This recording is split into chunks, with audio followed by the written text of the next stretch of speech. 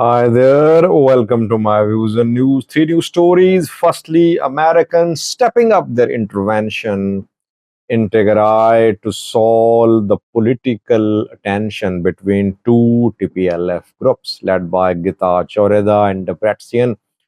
Top US diplomat for the region is arriving in Ethiopia in Tigray, reportedly.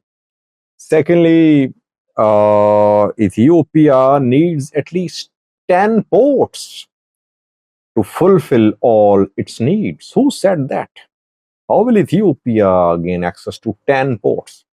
And lastly, uh, Ethiopia has invited a leader from Somalia who is opposed to the federal government of Somalia. Will he visit Ethiopia? Let's start yours. Firstly, Tigray, where unprecedented tensions continuing between two TPLF groups, one led by Gita Choreda and the other by Debretsion Gebremikhail, both claiming to be TPLF, both trying to flex their political muscles by holding public discussions. Both trying to prove that they are real representatives, they are true to the cause, they are committed to the people of Tigray, and no signs of any agreement, any de escalation. Arvind Masinga, US ambassador to Ethiopia, last week visited Tigray. For 3 days, he stayed in Tigray. He met with both Debretsion and Getachew. Met with Varede Sadkan. He held extensive discussions. He returned. And now, the senior most American diplomat for this region is coming to Ethiopia. Mike Hammer, US Special Envoy for the Horn of Africa, is arriving in Ethiopia. 10-day visit from the 3rd of September till the 13th of September for 11 days. Mike Hammer will visit the region, especially Ethiopia. And the agenda announced by US State Department of this visit is the implementation of Pretoria deal, but the main issue for Mike Hammer to solve is the conflict in Tigray, political conflict. Though the US State Department mentioned security situation in Amhara and Oromia too, that Mike Hammer will hold talks about ways to end the conflicts in Oromia and Amhara too. But main agenda point is Tigray. And for that, I think he will visit Tigray too. I think Arvind Masinga, after completing his visit, submitted a report to the US State Department. And then US State Department decided to intervene. The issue is serious. The very Pretoria agreement could be in danger. Americans are guarantors of Pretoria deal. Americans took TPLF leaders from Makale, from Central, Tigray to Tanzania to Kenya. So they are guarantors.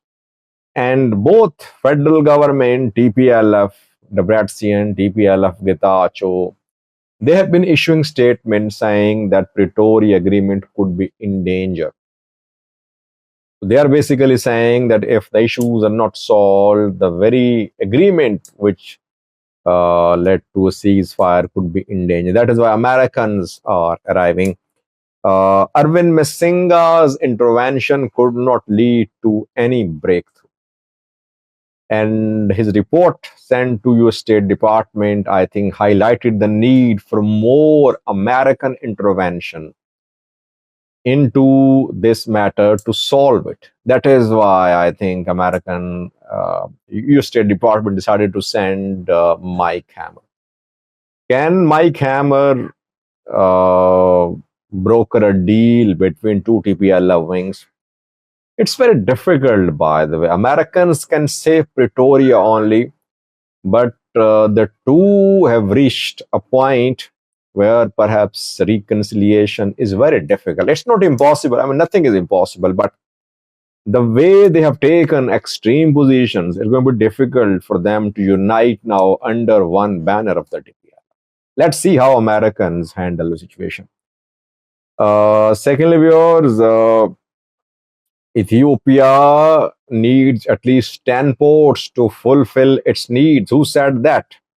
Djibouti's Foreign Minister, Mohammed Ali Yusuf, who broke the news of an offer from Djibouti to Ethiopia a few days ago. He said that Djibouti was ready to hand over complete administration of Tajora port to Ethiopia.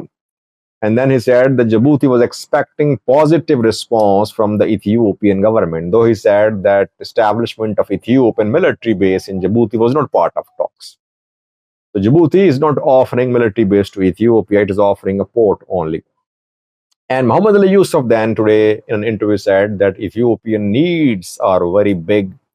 Ethiopia needs at least 10 ports to fulfill its needs. By the way, how will Ethiopia, which needs 10 ports, have been using only Djibouti's port?